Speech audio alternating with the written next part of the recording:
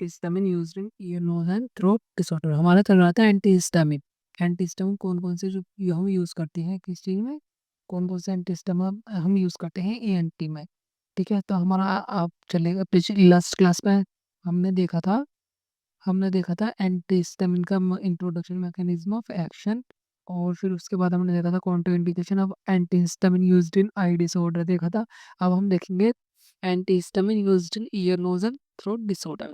Antihistamine जो होते हैं वो हमारे वैसे ड्रग होते हैं जो ब्लॉक करते हैं हमारे हिस्टामिन रिसेप्टर को, प्राइमरली एच1 रिसेप्टर को ब्लॉक करते हैं, क्योंकि and are widely used in anti ENT disorder, क्योंकि ये वाइडली यूज्ड होते हैं हमारे ईएनटी डिसऑर्डर में, such as allergic rhinitis, sinusitis, otitis media and vertigo. क्या हेल्प करते हैं सिम्पटम्स को रिलीव करने में, रिलीव रिलीव करने में सिम्पटम्स को, like nasal congestion, inflammation, sinusitis, ETC. अब हम बात करेंगे एंटीहिस्टामिन आर आल्सो, हम एंटीहिस्टामिन जो है हम उनको आल्सो यूज़ करते हैं treatment of allergic reaction disorder के लिए, ऑफ ईयर के, नोज़ के एंड थ्रोट के, including allergic rhinitis. Example include की अगर बात करता हूँ olopatadine, acrivastine, levocetirizine and fexofenadine. Classification of antihistamine की क्लासिफिकेशन एंटीहिस्टामिन की अगर बात करते हैं जो ईएनटी डिसऑर्डर में यूज़ होते हैं, हमने उसको 2 बेसिस पर बाँटा है।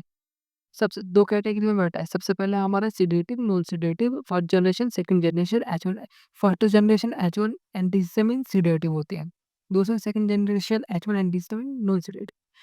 फर्स्ट जनरेशन के एग्जांपल की बात करते हो डाइफेनहाइड्राबिन यूज़ करते हैं हम एलर्जिक राइनाइटिस में, कोल्ड सिम्पटम्स में। Chlorpheniramine common in cold and allergy medication. Promethazine used in vertigo, motion sickness and nausea. Hydroxyzine की अगर बात करता हूँ, हम यूज़ करते हैं एलर्जिक रिएक्शन एंड वर्टिगो के लिए। मैक्लिजिन की अगर बात करते हैं, effective in vertigo and motion sickness. Effective बताया वर्टिगो एंड मोशन सिकनेस के लिए हम इसे यूज़ करते हैं। अब non sedative H second generation एजोन एंटीस्टा, ये have a longer duration of action and are used for chronic energy condition है, मतलब इसका जो ड्यूरेशन, जो एक्टिंग करने की जो एक्टिविटी है, जो एक्ट करती है, लॉन्गर ड्यूरेशन है इसकी, और ये क्रोनिक एलर्जिक कंडीशन में यूज़ होते हैं। एग्जांपल में लेवोसिट्राजिन यूज़ करते हैं हम पेरिनियल एंड सीजनल राइनाइटिस में। कैक्सोफिनाडिन यूज़ करेंगे हम सीजनल एलर्जिक राइनाइटिस में, कॉमन कोल्ड में। Cetirizine effective in allergic rhinitis and urticaria, मतलब इफेक्टिव होती है राइनाइटिस एंड अर्टिकेरिया में। ओलोपेटाडीन यूज़ करेंगे एलर्जिक राइनाइटिस एंड कंजक्टिवाइटिस में। Acrivastine provide fast relief in allergic condition such as conjunctivitis, ETC. अब indication की अगर बात करते हैं, एंटीहिस्टामिन कॉमनली यूज़ होते हैं, ये commonly used ENT disorder for the following condition. Allergic rhinitis, reduce allergic rhinitis में किस लिए? नज़ल कंजेशन को रिड्यूस करने के लिए, स्नीजिंग और इचिंग को रिड्यूस करने के लिए। Surgical intervention used preoperatively to minimise allergic reaction, मतलब यूज़ करते हैं प्रीऑपरेटिवली एलर्जिक एलर्जिक रिएक्शन को मिनिमाइज करने के लिए। सोर थ्रोट में यूज़ करेंगे, ये हेल्प करता है symptom relief in allergy and inflammatory condition. Otitis media with diffusion, मतलब रिड्यूस यूस्टेशन ट्यूब कंजेशन, मतलब यूस्टेशन ट्यूब पे कंजेशन एंड इन्फ्लेमेशन को रिड्यूस कर देगा otitis media with diffusion. Dosage की अगर बात करते हैं एंटीहिस्टामिन की जो ईएनटी डिसऑर्डर में यूज़ होती है, सबसे पहले हम ड्रग देखते हैं लेवोसिट्राजिन। डोसेज की अगर बात करते हैं 2.5 से 5 mg पर डे नाइट में हम इसका यूज़ करते हैं। प्रिकॉशन की अगर बात करते हैं 1 सेट दिन में एक बार देती है। सिट्राजिन की अगर बात करें तो सिट्राजिन हमारी 2 फॉर्म में आती है, 5 mg पर डे, और हम इसका यूज़ करते हैं क्योंकि 5 mg में भी आती है और 10 mg में भी आती है। तो सिट्राजिन जो है हम 10 mg पर डे देंगे, और ओडी 1 डे, दिन में एक बार। डाइफेनहाइड्रामाइन भी 25 से 50 mg, 25 से 50 mg ओडी, मतलब वंस अ डे देंगे, ठीक है। अब बात करते हैं कॉन्ट्राइंडिकेशन की अगर बात करते हैं, हाइपर सेंसिटिविटी में नहीं देना है, न्यू बॉर्न्स में यूज़ नहीं करना है, यूज़ लैक्टेटिंग मदर जो होती हैं, pregnant women and lactating mother में यूज़ नहीं करना है, एंड स्टेज ईआरडीएस में यूज़ नहीं करना है, एंड स्टेज रीनल डिसीज़ की जो एंड स्टेज है उसमें यूज़ नहीं करना है, हेपेटिक इम्पेयरमेंट में यूज़ नहीं करना है। क्यों? क्योंकि बहुत सारे ड्रग हमारे लीवर से मेटाबोलाइज़ होती हैं और जो लीवर ही हमारा इम्पेयरमेंट है तो मेटाबॉलिज़्म ही नहीं होएगा, तो उसमें यूज़ नहीं करते। सीवियर मतलब वो लीवर की सीवियरिटी को बढ़ा सकती है। साइड इफ़ेक्ट ये है कि फटीग होता है, डर्सीनेस होता है, हेडेक होता है, dry mouth, urinary retention, tachycardia, taste taste perversion मतलब टेस्ट में चेंजिंग हो जाएगी। कैलकुलेशन की अगर बात करें तो एंटीहिस्टामिन जो है वो एसेंशियल होते हैं मैनेजिंग करने में ईएनटी डिसऑर्डर को specially allergic rhinitis, otitis media and vertigo. First generation antihistamine जो होते हैं वो प्रोवाइड क्विक रिलीफ मतलब एकदम से रिलीफ प्रोवाइड कराते हैं, क्विक रिलीफ प्रोवाइड कराते हैं बट कोज सेडेशन पर वो सीडेशन कोज करते हैं। व्हाइल सेकंड जनरेशन एंटीहिस्टामिन जो होते हैं वो प्रिफर्ड होते हैं फॉर लॉन्ग टर्म यूज के लिए ड्यू टू मिनिमल ड्रग्सनेस मतलब कि अगर लंबे समय के लिए हम इनको यूज़ करते हैं सेकंड जनरेशन वालों को क्यों? क्योंकि इनका जो साइड इफ़ेक्ट जो ड्रग्सनेस है, तो ड्रग्सनेस मिनिमल कम कराते हैं, ठीक है? The selection of N appropriate antihistamine जो मतलब एंटीहिस्टामिन का जो एप्रोप्रिएट सिलेक्शन होता है वो डिपेंड करता है हमारा condition being treated and patient tolerance मतलब कंडीशन पे हमारा डिपेंड करेगा और पेशेंट के टॉलरेंस पे हमारा डिपेंड करेगा। अब बात करते हैं रोल ऑफ नर्स। सबसे पहला नर्सिंग असेसमेंट। नर्सिंग असेसमेंट में क्या करते हैं पेशेंट की हिस्ट्री लेते हैं, assist for any history of allergic reaction और hyper sensitivity to antihistamine, obtain information on pre exciting condition such as glaucoma asthma, COPD, urinary retention, BPH, cardiovascular disease. Review करेंगे हम history of CNS disorder like example में epilepsy, dementia as antihistamine may cause CNS depression or excitation. Evaluation of pregnancy or lactation as some antihistamine may not be safe. Medication medication history मतलब medication history की अगर बात करेंगे identify करेंगे current CNS depression को। Medication history में example alcohol, sedatives, opioid बीच में NS drowsiness. Chap 4 monoamine oxidase inhibitor बीच में prolong antihistamine effect. Vitals and physical examination में हम क्या देखेंगे monitor blood pressure and heart rate, risk of hypotension, tachycardia, assist respiratory function को असिस्ट करेंगे specially in patient with asthma और COPD में। इवैल्यूएट करेंगे आप urinary output elderly male patient में, risk of urinary retention. Observe करेंगे हम dry mouth, dizziness, sedation और confusion particularly in elderly patient. ठीक है, एलर्जिक सिम्पटम्स असेस करेंगे rashes, itching, swelling, sneezing, watery eyes, nasal congestion और एनाफाइलेक्सिस सिम्पटम्स। नर्सिंग इम्प्लीमेंटेशन में क्या प्रॉपर ड्रग एडमिनिस्ट्रेशन करेंगे, administration oral antihistamine with food और milk to reduce gastric irritation मतलब अगर ओरल एंटीहिस्टामिन हम पेशेंट को दे रहे हैं तो हम फूड के साथ अगर हम देंगे तो अगर फूड के साथ हम लेंगे तो उसका फायदा ये है कि वो रिड्यूस कर देगा गैस्ट्रिक इरिटेशन को। फॉर पेरेंटल एडमिनिस्ट्रेशन जब हम पेरेंटल मतलब आईवी अब आईएम जब भी मास्क में लगाते हैं मतलब आईएम इंट्रामस्कुलर लगाते हैं तो give intramuscular injection deep into the muscle. Muscle के डीप पे देना है एंड अवॉइड करना है intravenous push unless specified. Patient monitoring में हम क्या करेंगे ऑब्जर्व करेंगे एडवर्स इफेक्ट को such as drowsiness, dry mouth, dizziness, blood vision और जीआई डिस्टर्बेंस को मॉनिटर करेंगे हम for paradoxical CNS excitation example restlessness, insomnia in children और एल्डरली पेशेंट में। असेस करेंगे फॉर एंटीकोलिनेटिक इफेक्ट देखेंगे dry mouth, urinary retention, constipation. Special consideration की अगर बात करते हैं हम use with question in elderly patient जो एंटीहिस्टामिन हम उसको बहुत सेफली सा हमें यूज़ करना है एल्डरली पेशेंट में as they are more prone to dizziness, sedation and confusion क्योंकि उनमें मोर चांस होते हैं डिजीनेस ज़्यादा हो सकता है, सेडेशन, कंफ्यूजन एल्डरली पेशेंट में।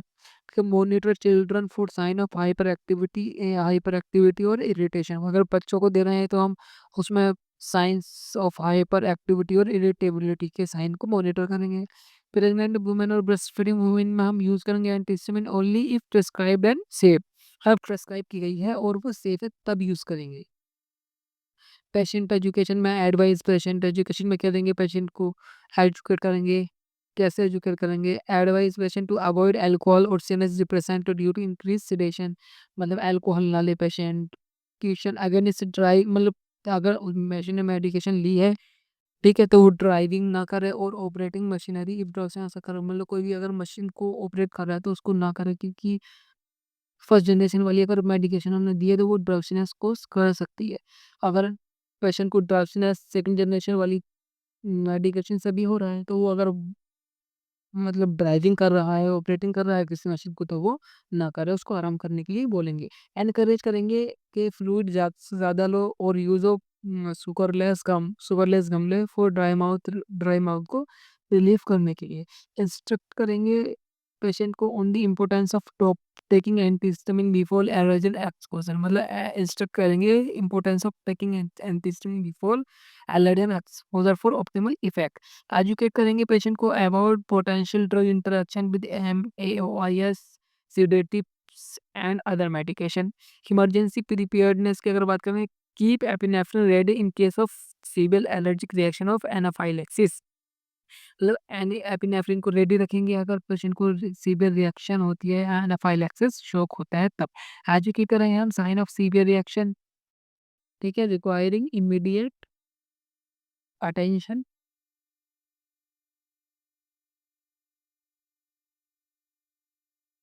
एजुकेट करेंगे हम पेशेंट को, इंडिविजुअल को, पर्सन को sign of severe reaction requiring immediate medical attention, वो एकदम से मेडिकल अटेंशन लें। एकदम swelling of the face, throat, difficulty breathing, ठीक है। Hello, good morning everyone. हम बात कर रहे थे टॉपिकल एप्लीकेशन फॉर ईएनटी। तो आज हम बात करेंगे,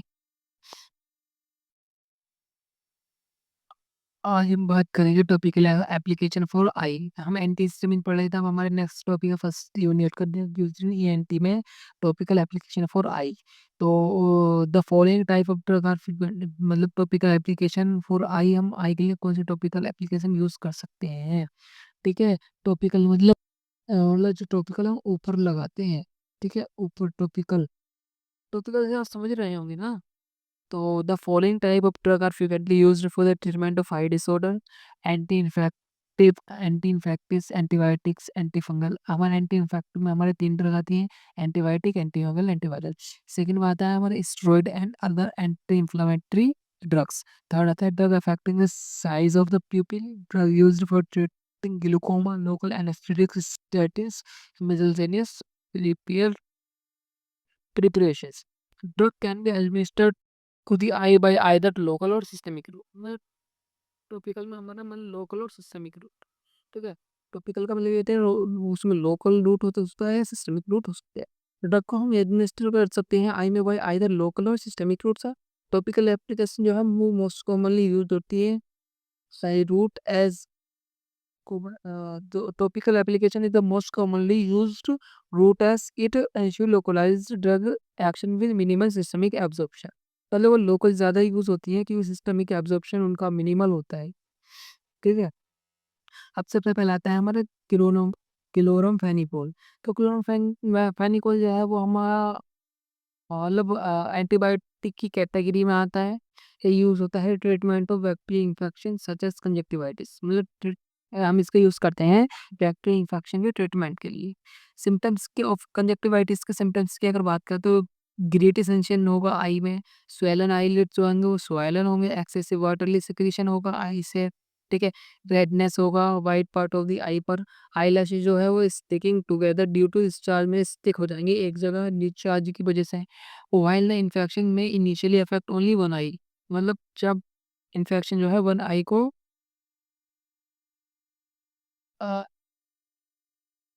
इन्फेक्शन को कर सकता है वन आई में, if often spread to both both eye में होने चला जाता है इन्फेक्शन। जबकि जो हमारे इन्फेक्शन है वो इनिशियली अफेक्ट करते हैं वन आई को, if open spread both I, और ये बोथ आई में स्प्रेड हो सकता है। कंपोजिशन की अगर बात करते हैं क्लोरोफेनिकोल की 5 mg पर ml होता है, और इसमें जो होता है बोरेक्स और बोरिक एसिड जो होता है 3.075 mg बोरोन होता है 1 ml सॉल्यूशन में। फिनाइल मर्क्यूरिक नाइट्रेट की अगर बात करें तो 0.002 वेट बाई वॉल्यूम होता है। प्रॉपर्टीज की अगर बात करें तो क्लोरमफेनिकोल जो है वो ऑप्थेल्मिक सॉल्यूशन है, यूएसपी इज़ एक स्टेराइल सॉल्यूशन कंटेनिंग जो कंटेन करता है 90 से 130% of labelled amount of chloramphenicol. मतलब पीएच की अगर बात करते हैं इसका 7.7 टू 7.5, तो इसका पीएच हो सकता है एक्सेप्ट इन अनबफर्ड सॉल्यूशन, मतलब अनबफर्ड में नहीं होता, एक्सेप्ट छोड़ करके अनबफर्ड सॉल्यूशन वेयर इट रेंज। अगर अनबफर्ड सॉल्यूशन की बात करते हैं जो इसका पीएच होता है वो 3 से 6 होता है। ठीक है। अब advantage of topical health drug administration administration की अगर बात करें, प्रोवाइड डायरेक्ट ड्रग डिलीवरी। तो अफेक्टेड एरिया हम डायरेक्ट प्रोवाइड करा सकते हैं, अफेक्टेड एरिया को रिड्यूस सिस्टमिक जो साइड इफेक्ट है उनको रिड्यूस कर सकते हैं।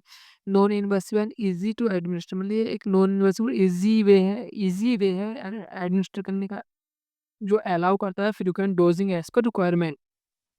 लिमिटेशन की अगर बात करें तो पुअर बायोअवेलेबिलिटी हो सकती है due to tear drainage and blinking. Short contact time, मतलब इसका शॉर्ट टाइम हो सकता है, रिक्वायरिंग मल्टीपल डोसेज रिक्वायर होती है।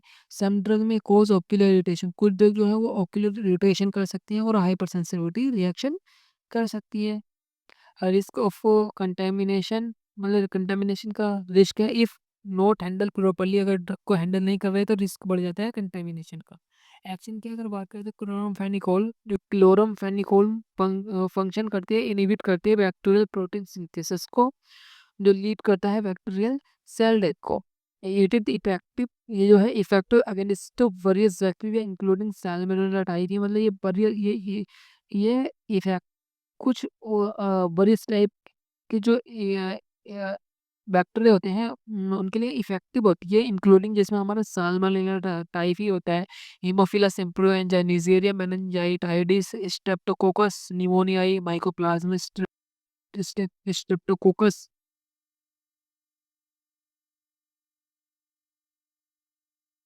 And Chlamydia species species Chlamydia Streptococcus. Route and dose की अगर बात करें तो eye drop 1 drop every 2 to 6 hourly for 2 to 3 day, मतलब 1 ड्रॉप हम 2 टू 6 आवरली देनी है every 2 to 3 day, then 4 time a day, मतलब 4 टाइम डालने के लिए बोलेंगे अंटिल 48 आवर तक, जब तक सिम्टम रिजॉल्व नहीं होती। आईओएनटी मैंने तो अप्लाई करेंगे 3 टाइम, एक दिन में 3 बार, with night time application if used alongside eye drop. तो अगर उसके अलग हम कोई ड्रॉप दिन में यूज़ कर रहे हैं तो हम इसको नाइट में यूज़ करेंगे 3 टाइम पर डे। इंडिकेशन यही कि use to treat bacterial eye infection including conjunctivitis and other ocular bacterial infection. Contraindication यही कि should not be use in patient with, उन पेशेंट को नहीं देंगे जिनमें ब्लड डिसऑर्डर है और bone marrow condition. Blood disorder bone marrow condition में नहीं देंगे, एलर्जी टू हाइपर सेंसिटिविटी है क्लोरामफेनिकोल से और अदर आई मेडिकेशन से। प्रेगनेंसी लैक्टेशन में नहीं देंगे, without medical advice soft to contact lens जो पेशेंट यूज़ करते हैं हम उनमें नहीं देंगे, और ड्राई आई डिसीज़ और ग्लूकोमा में नहीं देंगे। अगर किसको रिसेंटली आई सर्जरी हुआ है और इंजरी हुई है तो उसमें हम ये मेडिकेशन नहीं देंगे। ड्रग इंटरेक्शन की अगर बात करते हैं अवॉइड करेंगे यूजिंग अदर, हम क्लोरामफेनिकोल को अवॉइड करेंगे अदर मेडिकेशन के साथ यूज़ करने के लिए अनलेस प्रेस्क्राइब। ठीक है, should not B combined with drug that suppress bone marrow activity, मतलब उन ड्रग के साथ कंबाइन करके नहीं देंगे जो हमारी बोन मैरो सप्रेशन की एक्टिविटी को, जो हमारी बोन मैरो एक्टिविटी को सप्रेस करती है। साइड इफेक्ट एडवर्स इफेक्ट की बात करें तो common adverse effect include mild eye irritation, burning, stinging, really hypersensitivity reaction, angioedema, urticaria, fever, bone marrow suppression in severe cases में। टॉक्सिसिटी की अगर बात करें तो मिनिमल टॉक्सिसिटी ना हमारे minimal system absorption make toxicity unlikely. Minimal systemic absorption इसको होते ही क्या, max toxicity are likely in case of eye irritation, rinse the eye with water, मतलब हम वाटर से आई को धोंगे और एटलीस्ट 15 मिनट एंड फिर मेडिकल अटेंशन लेंगे। ठीक है, रोल ऑफ नर्स की अगर बात करते हैं मॉनिटर करेंगे ट्रीटमेंट रेस्पॉन्स को and symptoms like itching, redness and swelling. Educate करेंगे पेशेंट को proper application of technique, avoid touching the drop पर टिप ऑफ द आई, और wash hand before and after application. मतलब रोल ऑफ नर्स में यही कि patient को हम ये जो भी पेशेंट है पर्सन है जो यूज़ कर रहा है इस ड्रॉप को, उसको बोलेंगे कि जो जो हमारा ड्रॉपर का जो टिप है उसको टच नहीं करना है, अवॉइड करना है टचिंग से। और आई की टिप को भी, आई को भी अवॉइड करना है विदाउट, और मतलब अगर हाथ कंटेमिनेटेड है तब wash hand before and after application का अगर यूज़ कर रहे हैं तो प्रॉपर उसको हम बताएंगे हाथों को अच्छे से धोना है। अब द मेडिकेशन को डालने से पहले और डालने के बाद में भी use separate application for each I if required, मतलब यूज़ करें सेपरेट एप्लीकेटर्स का और ईच आई के लिए अगर रिक्वायर्ड है तो। एडवाइस डिसकंटिन्यूएशन इफ एक्सेस, अगर एक्सेसिव इरिटेशन होता है, पेन होता है, हाइपर सेंसिटिविटी अगर होती है तो पेशेंट को बोलेंगे कि इसको बंद कर दे। Thank you for watching my video. Next topic में हम पढ़ेंगे इसी में टॉपिकल एप्लीकेशन में क्लोरमफेनिकोल। क्लोरमफेनिकोल हमने पढ़ लिया, नेक्स्ट क्लास में हम पढ़ेंगे जेंटामाइसिन के बारे में। ठीक है, thank you for watching my videos. अगर आपको मेरी वीडियो अच्छी लगी तो मेरे चैनल को सब्सक्राइब करें, वीडियो को ज़्यादा से ज़्यादा शेयर करें अपने दोस्तों के साथ, कमेंट ज़रूर करें। अगर आप किसी फर्दर तरीके की इसमें चेंजेस चाहते हैं, पीपीटी वगैरह आप चाहते हैं तो आप मेरे टेलीग्राम द नर्स डायरीज को आप ज्वाइन करें। Thank you for watching my videos.